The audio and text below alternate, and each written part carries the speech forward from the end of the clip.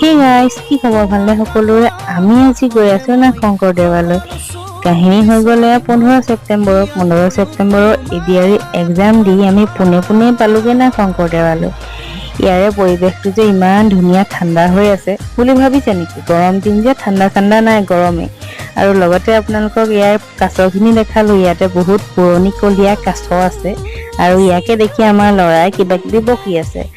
আৰু লগতে ইয়াৰ মন্দিৰ ভাগো আপোনালোকক ইয়াতে দৰ্শন কৰালো। আৰু আপোনালোকে আহে যদি আহিব পাৰে। আৰু ইয়াৰে আনফালে এখন আছে চিলড্ৰেন পাৰ্ক, গতিকে ল'ৰাক খেলুৱাও বুলি লৈ গ'লো। সি অৱশ্যে খেলিব নোৱাৰিলে, গতিকে ইয়াতে বহাই দিলো। লগতে আমি উঠা ফটোকপিও আপোনালোকৰ মাজলৈ শ্বেয়াৰ কৰিলো।